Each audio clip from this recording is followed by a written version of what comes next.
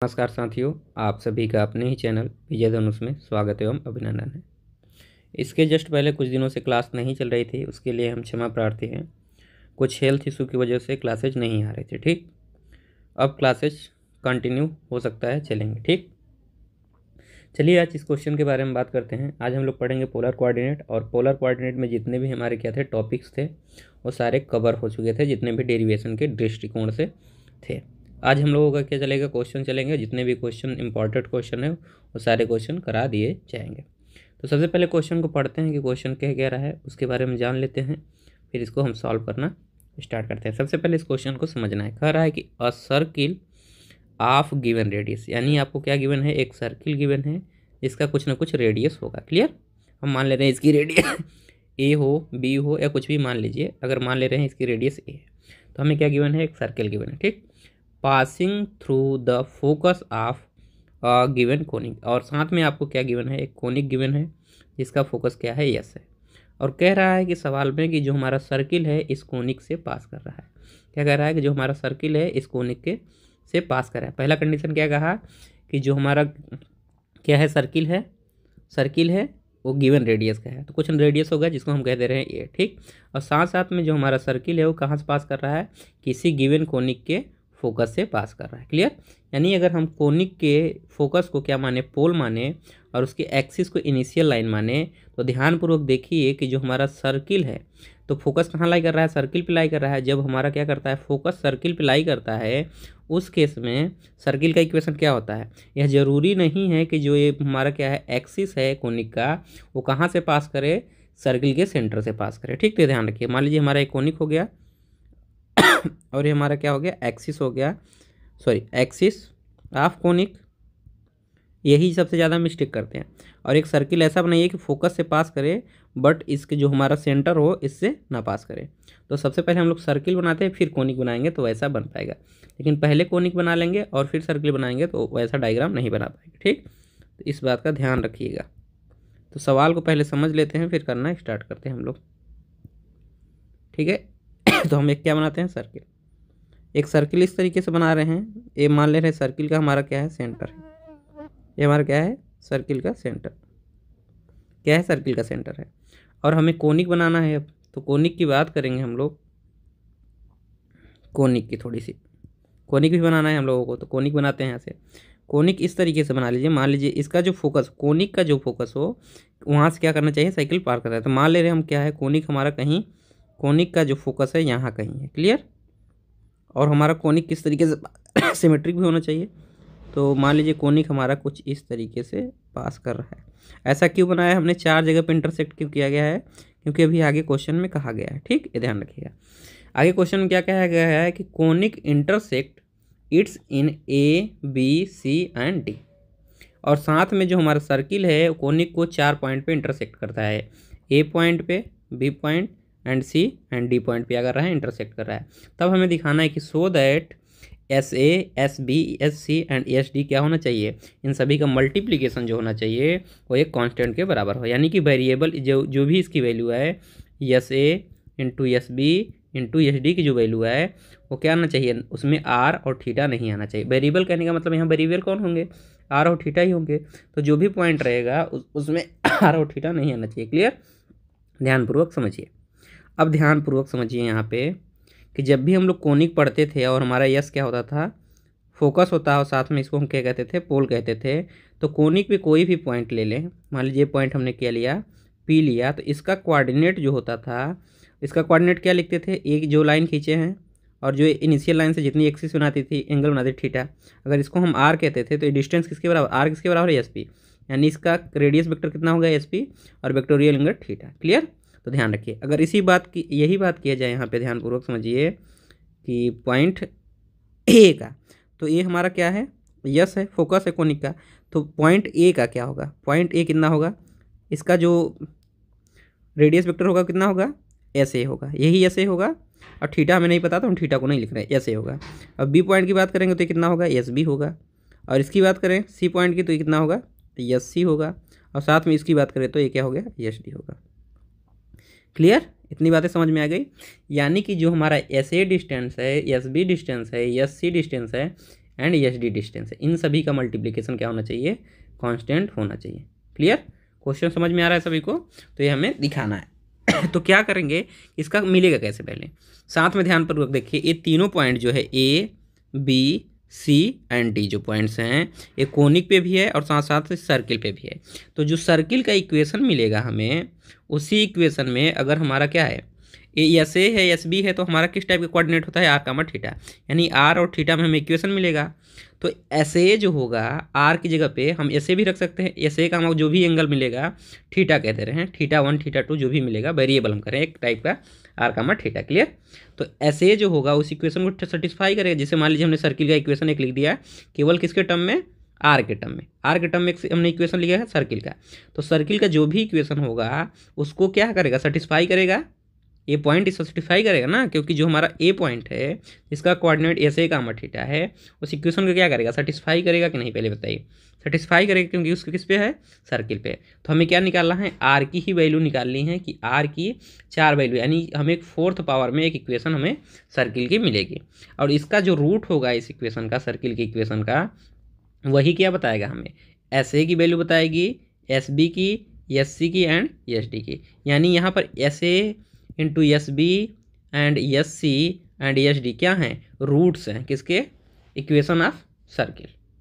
Clear, तो चलिए इन दोनों में से जो रिलेशन मिलेगा कोनिक और सर्किल से जो हमें एक रिलेशन मिलेगा किसमें, केवल आर में। क्लियर, तो आर में जो हमें इक्वेशन मिलेगा 4th पावर में मिलेगा, क्योंकि 4 रूट अगर हैं तो हमें 4th पावर वाला इक्वेशन चाहिए। क्योंकि अगर कोई भी इक्वेशन आप लिख रहे हैं, आप जानते होंगे कि a x square plus B x plus c equal to 0, ये अगर इक्वेशन है तो इसके टोटल कितने रूट्स होंगे, 2 रूट्स, यानी एक्स की कितनी मैक्सिमम वैल्यू हो सकती हैं, 2 वैल्यू, केवल 2 वैल्यू। क्लियर, तो मैक्सिमम वैल्यू कितनी होगी, 2x की वैल्यू होगी। और साथ साथ में अगर हमारा क्या है, ए x cube plus B x square plus c x plus d equal to 0, तो इसके कितने रूट्स होंगे, 3 रूट्स होंगे। क्लियर, इसी प्रकार 4th पावर में चले जाएंगे तो 4th रूट होंगे। क्लियर, ये ध्यान रखिएगा।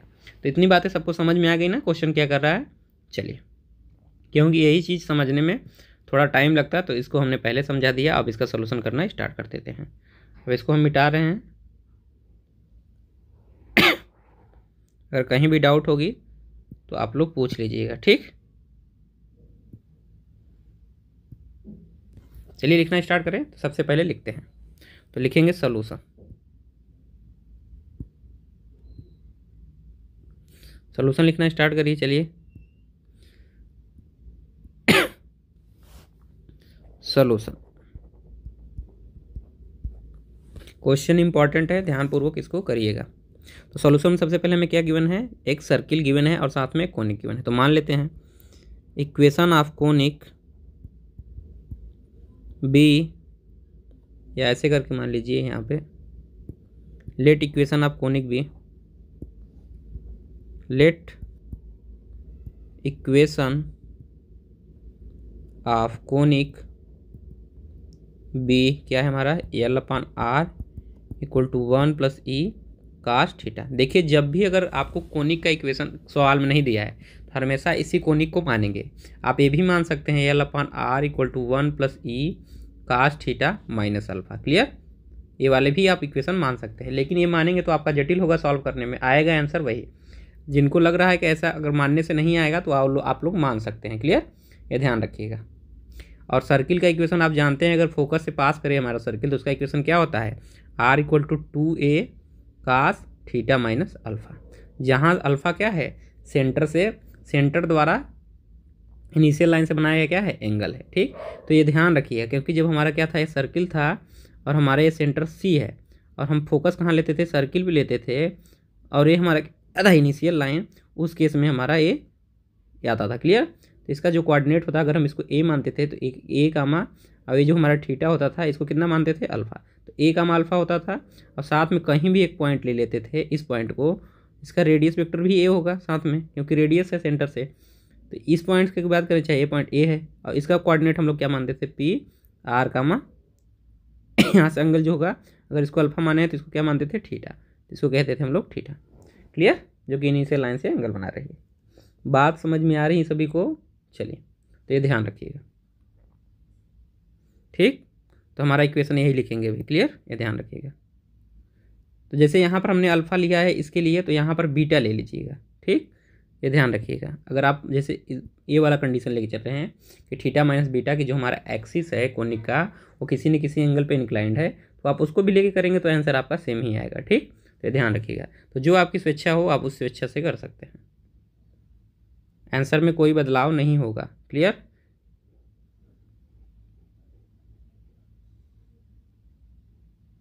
हमें कांस्टेंट दिखाना है, उस केस में भी क्या आएगा, कांस्टेंट ही आएगा।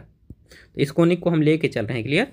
अब मानेंगे इक्वेशन ऑफ, लेट मान लेते हैं, लेट इक्वेशन ऑफ, या एंड करके लिख लीजिए यहाँ पे,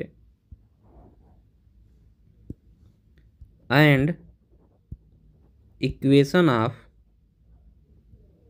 सर्किल बी, पोलर फॉर्म में लिखना है हमें, तो क्या होगा, R equal to 2a cos theta minus alpha, where, जहाँ बता दीजिएगा, where a is the radius of circle. यहाँ पर भी बता दीजिएगा वेयर l क्या है हमारा, सेमी लेटस रेक्टम, एंड जो हमारा ई क्या है, इसेंट्रिसिटी। ई क्या है हमारा, इसेंट्रिसिटी।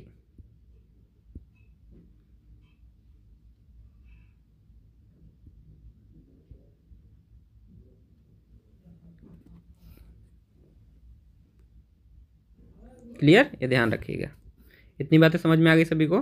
चलिए आगे बढ़ते हैं। तो हमारा इक्वेशन नंबर 1 कर लीजिए, इसको हम कह देते हैं इक्वेशन 1, इसको कह देते हैं इक्वेशन 2।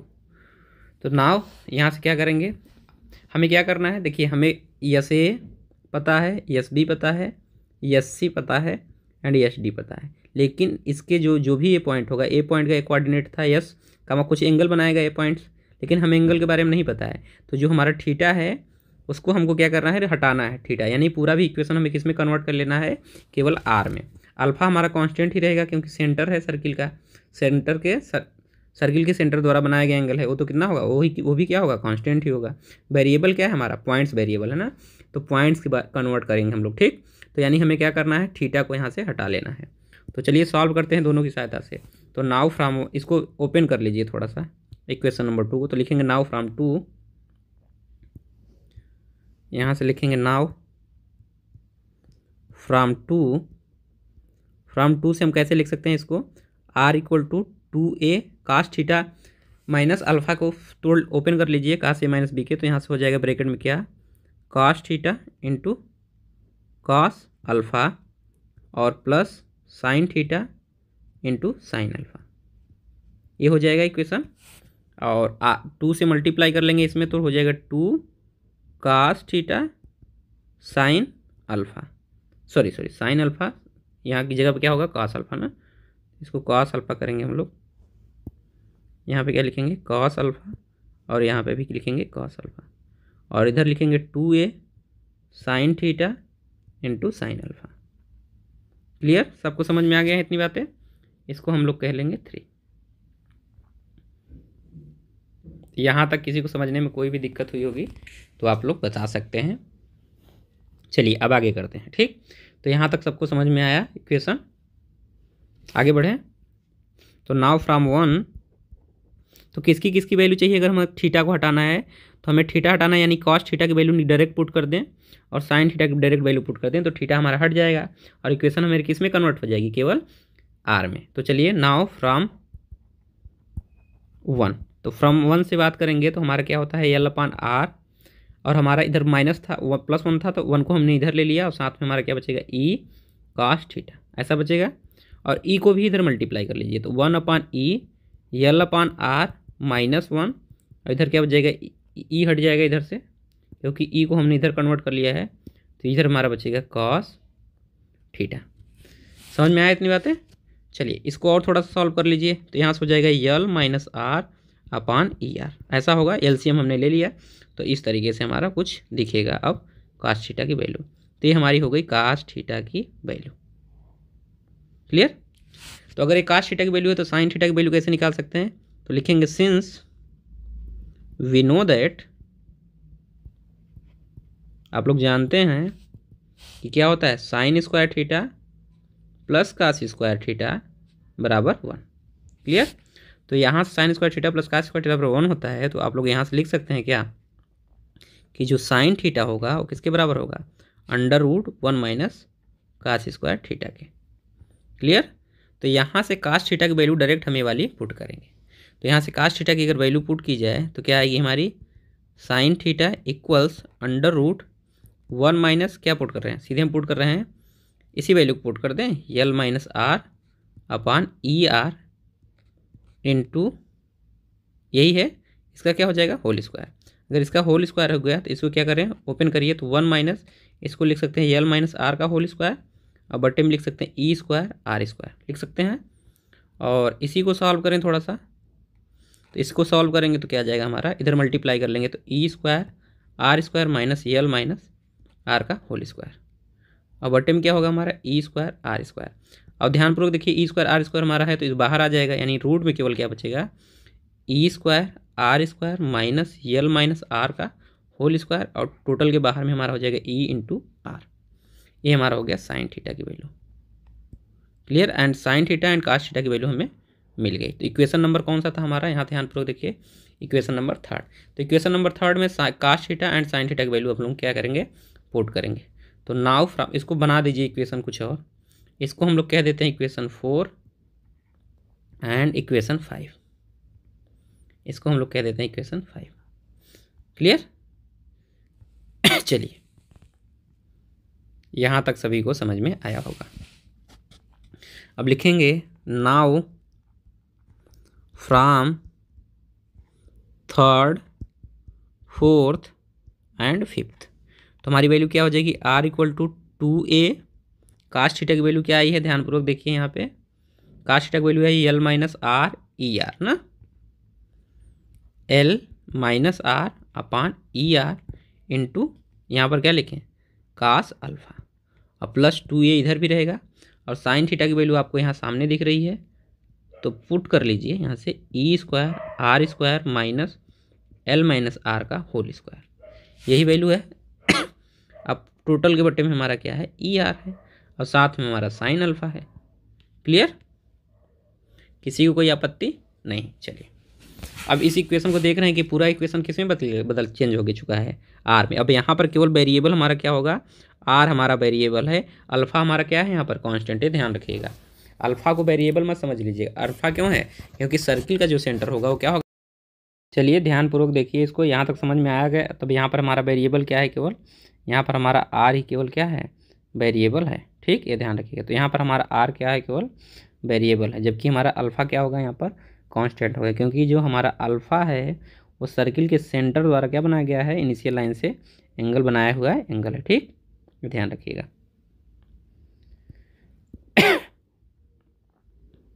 तो चलिए यहाँ से अब सॉल्व करते हैं इस इक्वेशन को। तो इस इक्वेशन को सॉल्व करना स्टार्ट करते हैं हम लोग। तो यहाँ से हो जाएगा, देखिए ई हमारा है ई आर, तो दोनों साइड में एलसीएम लेंगे तो यहाँ बचेगा R equals 2a L minus are into cos alpha, क्योंकि दोनों में क्या है, बराबर है ई आर, प्लस यहाँ भी बचेगा 2a, अंडर रूट में बचेगा e square r square minus l minus r का whole square into sine alpha. Clear? और टोटल के बट्टे में हमारा क्या हो जाएगा, यहाँ पे टोटल बट्टे में क्या हो जाएगा, ई आर को इधर मल्टीप्लाई कर लीजिए तो ई आर स्क्वायर, और इधर बचेगा 2a L minus are into cos alpha और प्लस 2a। अब इस इक्वेशन को सॉल्व करना है, e square r square minus l minus r का whole square into sine alpha. तो जब भी आपको देखते होंगे कोई सी भी इक्वेशन में रूट टाइप का आ जाता होगा, तो जैसे ही रूट हो जाए, अंडर रूट आ जाए, तो उस केस में क्या करते थे, रूट वाले टर्म को एक साइड रखते थे, बाकी टर्म्स को एक साइड रखते थे। तो बाकी टर्म्स को एक साइड लेते आइए। यहाँ से क्या हो गया भाई,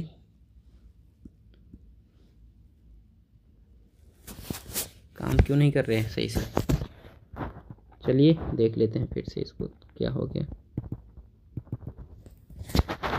ठीक, तो यहाँ से हमारा क्या आ जाएगा,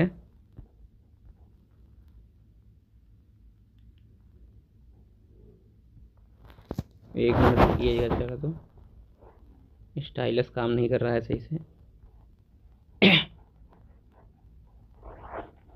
थोड़ा सा वेट कर लीजिए आप लोग।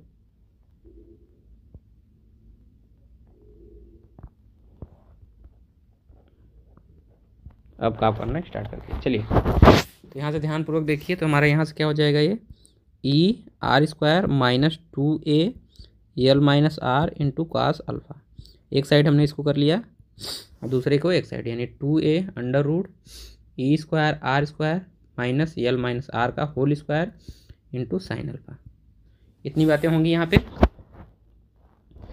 यहाँ तक किसी को कोई आपत्ति नहीं होनी चाहिए। चलिए अब क्या करेंगे, रूट है तो क्या करते थे हम लोग, स्क्वायर कर लेते हैं दोनों साइड। तो इसको इक्वेशन नंबर कुछ दे दीजिए। तो हमारा इक्वेशन नंबर कौन सा हो जाएगा, 7, या 6 होगा तो 6 कर लीजिए, या 7 होगा तो 7, जो भी इक्वेशन हो।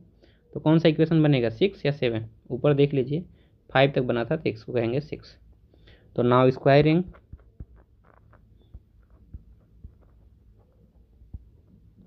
On both side in equation number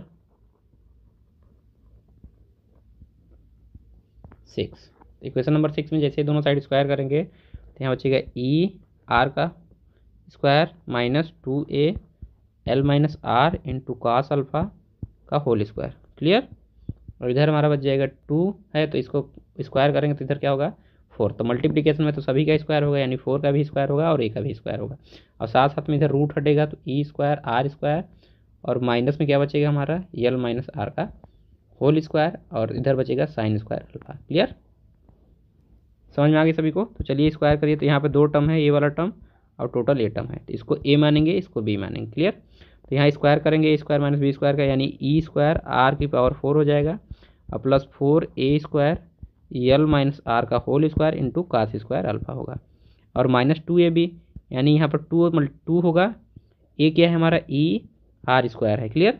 और साथ में यहाँ से बचेगा इंटू क्या होगा, 2a L minus are into cos alpha होगा, इक्वल्स में हमारा क्या बचेगा, 4a स्क्वायर ब्रैकेट में कर लीजिएगा e square r square minus l minus r का होल स्क्वायर इंटू यहाँ पर साइन स्क्वायर अल्फ़ा।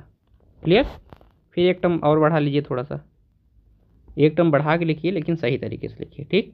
तो यहाँ से ध्यानपूर्वक देखिए, तो हमारा क्या हो जाएगा, ई स्क्वायर आर की पावर 4। इस वाले टर्म को ध्यानपूर्वक देखिए, ए वाला टर्म। चलिए एक बार मल्टीप्लाई कर लेते हैं, उसके बाद ही देखते हैं। 4a स्क्वायर यहाँ पे यल माइनस आर का whole square into cos square alpha. Clear.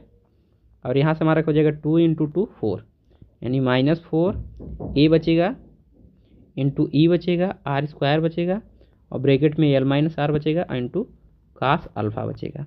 और इधर मल्टीप्लाई करेंगे तो 4a इसके साथ, इस टर्म वाले टर्म के साथ मल्टीप्लाई होगा, और साथ में ए वाला भी टर्म हमारा इसके साथ मल्टीप्लाई होगा, यानी 4a square e square r square into क्या बचेगा, साइन स्क्वायर अल्फ़ा मिलेगा। क्लियर। यही मिलेगा, कुछ और मिलेगा, ये मिलेगा ना। और फिर जब हमारा 4a इसके साथ मल्टीप्लाई होगा और ये भी किसके साथ मल्टीप्लाई होगा, इसके साथ, तो क्या मिलेगा यहाँ से, minus 4a square l minus r का whole square into sine square alpha, यही मिलेगा। मल्टीप्लाई करके आप लोग देख लीजिएगा, जिनको नहीं लग रहा है कैसा मिलेगा तो आप लोग मल्टीप्लाई करिएगा। अब ध्यान से ये वाला टर्म देखिए और यहाँ से ये वाला टर्म देखिए। तो यहाँ पर क्या है, 4a यल माइनस आर का होल स्क्वायर कॉमन हो रहा है, इसको लिख सकते हैं हम लोग ई स्क्वायर आर की पावर 4 प्लस यहाँ से 4a square l minus r का होल स्क्वायर कॉमन लेंगे, तो यहाँ बचेगा sine square alpha plus cos square alpha, ये बच गया। यहाँ से कास मिला, यहाँ से क्या मिल गया, साइन। और हमारा कौन कौन सा टर्म बच गया, यहाँ पे माइनस हमारा बचा हुआ है 4a ई आर स्क्वायर, यही बचा हुआ है। क्या बचा हुआ है हमारा, ध्यानपूर्वक देखिए, 4a e r square into l minus are into cos alpha बचा हुआ है, और साथ में हमारा कौन सा टर्म इधर बचा हुआ है, ये वाला टर्म बचा हुआ है, तो इसको लिखेंगे। तो इधर आएगा तो माइनस हो जाएगा 4a square e square r square sine square alpha equal to 0। Clear. तो ये हमारा टर्म बच गया। तो यहाँ से हमें इक्वेशन दिख रहा होगा, तो ये इक्वेशन टोटल इक्वेशन हमारा किसमें, आर में कन्वर्ट हो रहा है, देख लीजिए यहाँ से थीटा गायब हो चुका है। ठीक। अब क्या करना है, इसको सारे टर्म्स को हमें पहले एक बार और लिख लेते हैं। इसको ई स्क्वायर आर की power 4 plus 4a² l minus r, इसको ओपन कर लीजिए यहीं पे, क्योंकि इसकी ज़रूरत पड़ेगी हम लोगों को, तो इसको हम ओपन करते हैं। तो l² plus r² minus 2lr, और ये वैल्यू 1 हो जाएगी तो इसकी वैल्यू 1 रख लेंगे इंटू में, इंटू 1 माइनस इसको लिखेंगे तो क्या लिखेंगे 4, इसको भी मल्टीप्लाई कर लेते हैं। तो यहाँ से देखिए माइनस इसको इसके साथ मल्टीप्लाई करेंगे तो 4aer² इंटू एल, और साथ में क्या आ जाएगा कॉस अल्फा आएगा। और फिर इस वाले टर्म को आर के साथ मल्टीप्लाई करेंगे तो क्या हो जाएगा यहाँ से minus minus plus 4ae r की क्यूब, आर है और r² है, तो आर और आर, ठीक। तो क्या हो जाएगा यहाँ से r² इंटू आर क्यूब और साथ में कास अल्फा, तो इंटू कास अल्फा, क्लियर। ये मल्टीप्लाई हो गया और साथ में हमारा क्या बचा हुआ है minus 4a² e² r² sign square alpha, clear. तो यहाँ से इक्वल टू ये हो जाएगी 0 की तरफ। चलिए अब सब पहले बड़े पावर को लिखते हैं। तो e² r की पावर 4 केवल एक ही है, r की जहाँ पर पावर 4 है तो केवल एक ही टर्म्स है। अब r² वाले टर्म्स को सबको ढूंढ लीजिए। तो यहाँ पर हमारा r² का टर्म्स मिला, क्लियर। r² का टर्म्स यहाँ है और कहीं ये रहा r², क्लियर। तो चलिए टर्म को एक साथ लिखते हैं। तो 4a² को इसके साथ मल्टीप्लाई करेंगे तो यहाँ से मिलेगा क्या प्लस r² कॉमन लेते हैं, तो यहाँ से मिलेगा 4a² एक कोफिशिएंट, और यहाँ आएंगे तो यहाँ से कौन कौन सा कोफिशिएंट मिलेगा माइनस 4ae मिलेगा, यल मिलेगा, कास अल्फा मिलेगा, क्लियर। समझ में आया सभी को। तो पहले इसको अच्छा चलिए लिख लीजिए, फिर अगले दाएं इंटरचेंज कर लेंगे हम लोग। तो r² को ढूंढ लिए है ना, तो r की पावर 4 टाइम को लिख रहे हैं हम लोग, और दूसरे वाले किसको लिख रहे हैं r² वाले टर्म को लिख रहे हैं। तो r² टर्म को यहाँ से और यहाँ से उठा लिए। अब क्या बचा r³ को भी लिख लेते हैं। तो r³ वाले टर्म को लिखेंगे तो कहाँ कहाँ r³ बनेगा, ध्यानपूर्वक देखिए। तो r³ हमारा केवल एक जगह बन रहा है यहाँ पे, तो यहाँ से हो जाएगा प्लस 4aer³ कास अल्फा। अब हमारा क्या बचेगा, केवल r वाले टर्म को देखेंगे, यानी कि जिसमें केवल पावर 1 हो, यानी फोर्थ पावर देख लिया हमने, क्यूब पावर देख लिया।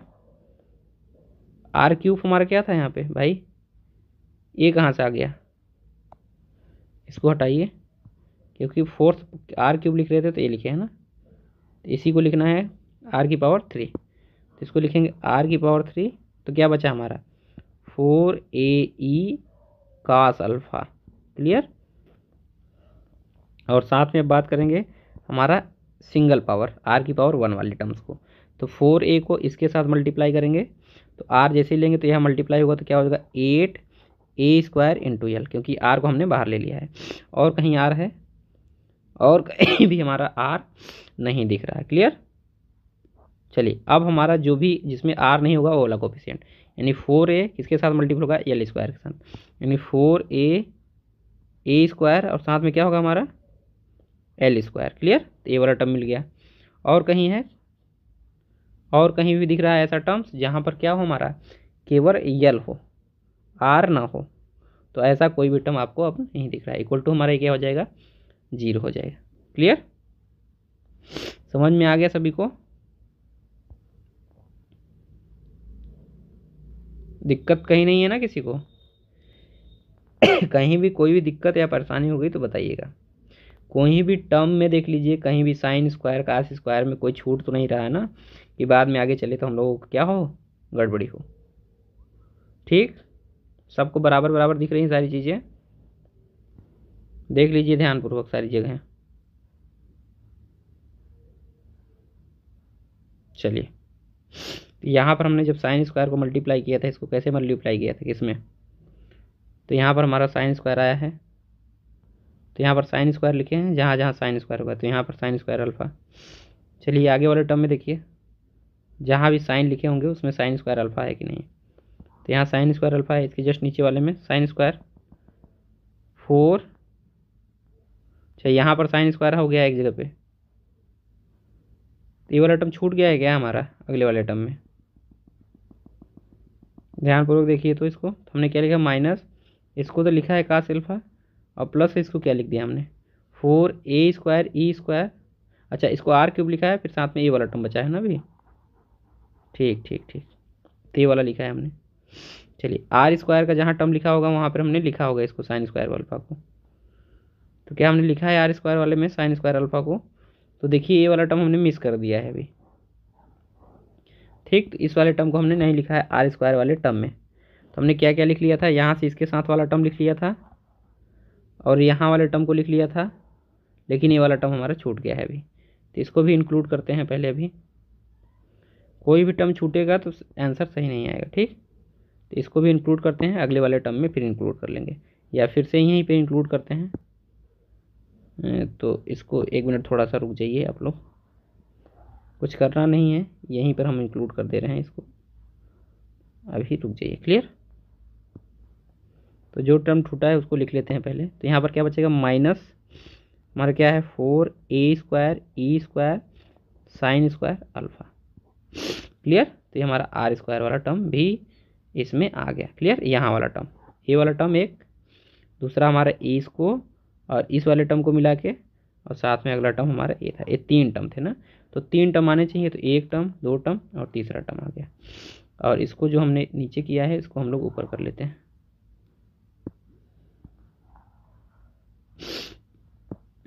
ठीक,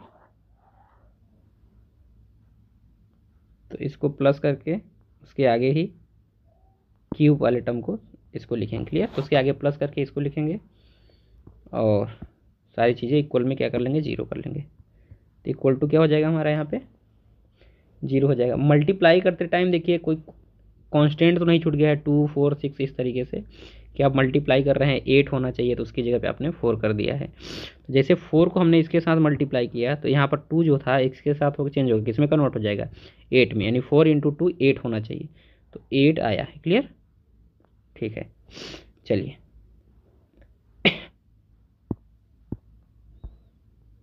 1 मिनट पेज ऐड करने दीजिए, तो ऐड हो गया। ठीक,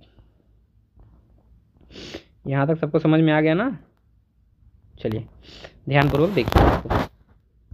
तो इसको यहाँ से हम लोग लिख सकते हैं ई स्क्वायर ब्रैकेट में कर लीजिए इंटू आर की पावर 4 प्लस, अब आर क्यूब को पहले लिखेंगे तो यहाँ पर लिखेंगे 4a e cos alpha into r cube. Clear, तो हमारा क्या होगा आर क्यूब क्या होगा 4a e cos alpha r cube. अब आर स्क्वायर वाले टर्म को लिखेंगे तो क्या मिलेगा हमें 4a square minus 4a e l cos alpha और minus 4a square e square sine square alpha. Clear, into r की पावर 2, और साथ में हमारा क्या मिलेगा यहाँ पे 8a square l into r और plus 4a square L square equal to 0। इस इक्वेशन को हम लोग मानते हैं 7। और इस इक्वेशन को ध्यान देखिए और इसको समझिए थोड़ा सा। अगर आर की जगह हम एक्स रखें तो किस टाइप को देखें, मान लीजिए इसको हम कॉम्पिशिएंट ए कह दें, तो ए आर को एक्स से रिप्लेस करें तो ए एक्स स्क्वायर हो जाएगा। इस कोफिशिएंट को बी कहें तो ये हो जाएगा बी, और यहाँ पर इसको क्या कहें आर को एक्स से रिप्लेस कर रहे हैं तो ये हमारा क्या हो जाएगा एक्स की पावर 4 एक्स का क्यूब प्लस अगले वाले कोफिशिएंट को हम सी कह दें तो सी एक्स की पावर 3 और प्लस अगला कन्वर्ट करें तो क्या हो जाएगा डी एक्स स्क्वायर और प्लस इसको कांस्टेंट कर दे डी इक्वल टू 0। तो इस तरीके का कोई भी इक्वेशन रहता था इसका रूट कैसे निकालते थे, समेसन अल्फ़ा इक्वल टू क्या लिखते थे माइनस बी अपान ए, ये लिखते थे। और जब हम लोग लिखते थे क्या अल्फ़ा इंटू बीटा तो क्या लिखते थे सी अपान ए, यानी जैसे बी अपान ए तो अगला वाला टर्म सी अपान ए लिखते थे। ठीक, जब हम लोग लिखते थे क्या summation alpha into beta into gamma तो इसको क्या लिखते थे माइनस डी अपान ए, यही लिखते थे। या कैपिटल डी होगा तो कैपिटल डी लिखेंगे। क्लियर, और यहाँ पर हमने बताया था कि जो समेसन अल्फ़ा इंटू बीटा होता है वो किसके बराबर होता है alpha into beta plus beta into gamma और प्लस गामा इंटू डेल्टा, यही बताया था गामा इंटू डेल्टा और प्लस क्या बताया था डेल्टा इंटू अल्फ़ा। अगर अल्फ़ा बीटा गामा और डेल्टा क्या है 4 रूट हैं किसके, किसी भी 4th पावर के पॉलिनोमियल इक्वेशन के। ठीक, तो ये हमने बताया था सारी चीज़ें। तो ये सारी चीज़ें नोट में आप लोगों को हमने पहले ही लेक्चर में लिखवा दिया था, तो ये सारी चीज़ें आपको ध्यान होनी चाहिए। तो यहाँ पर किसका इक्वेशन है आर्क में इक्वेशन है, तो आर्क कितने पावर है 4th पावर है। क्लियर, आर में कितनी पावर है इसकी, आर में कितनी पावर है 4, तो मैक्सिमम फोर्स पावर है। तो इसके रूट्स क्या क्या हो सकते हैं, तो यहाँ पर पॉइंट्स कौन कौन से हैं, SA, SB एंड SC। तो R1 की वैल्यू क्या क्या है यहाँ पे भाई, आर की यहाँ पर 4 वैल्यू मिलेगी, यहाँ पर आर की कितनी वैल्यू मिलेगी, 4 वैल्यू मिलेगी।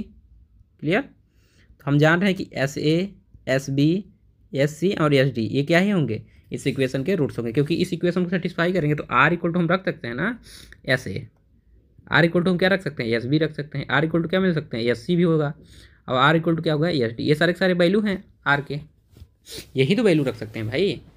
ये सारे R की वैल्यू इतना रखेंगे, इस क्वेश्चन से सेटिस्फाई करेगा, क्योंकि ये सारे पॉइंट जो हैं ये रेडियस वेक्टर हैं, point A, point B, point C and point D के।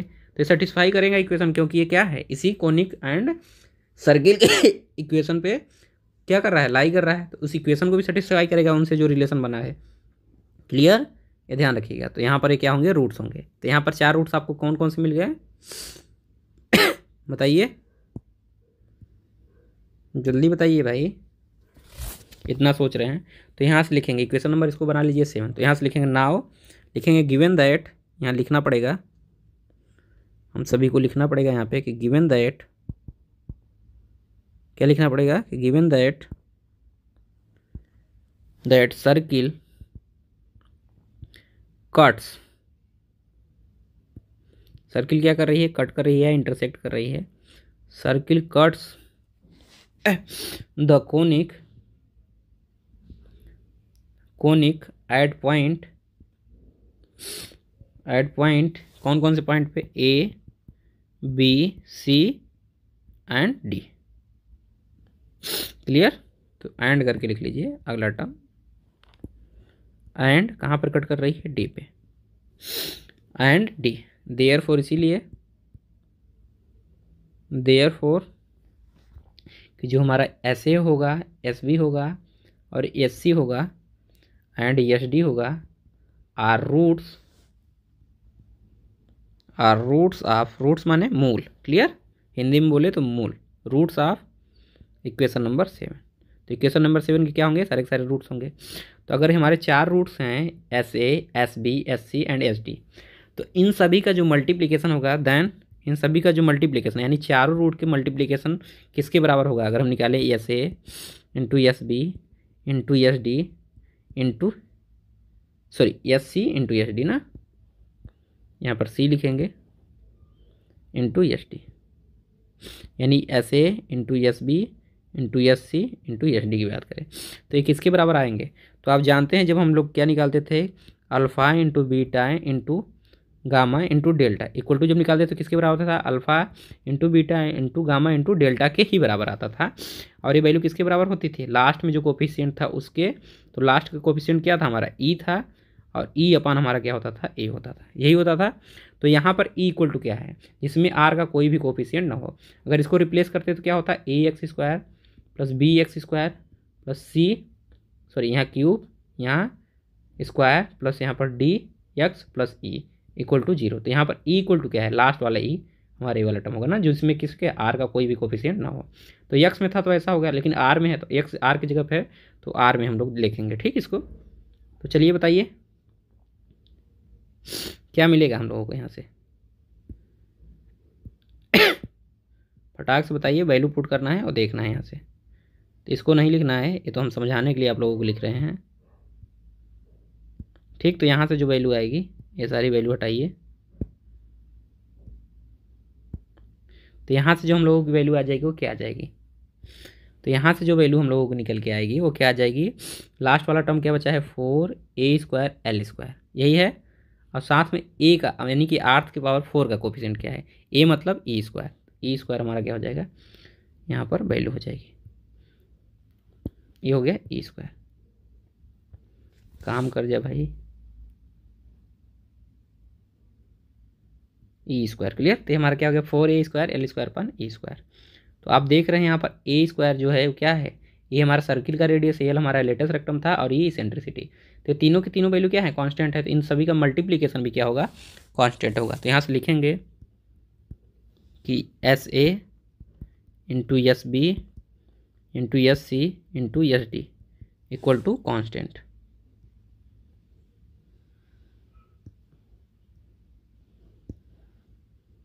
कांस्टेंट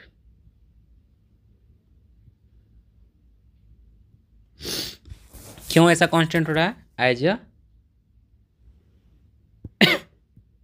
बिकॉज, यहाँ लिख लीजिएगा, बिकॉज ए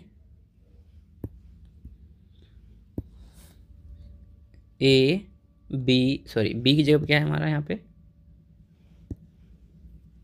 बी की जगह पे है क्या हमारे यहाँ पे ए एल, काम कर जाए यार भाई, कभी कभी राइटिंग पैड भी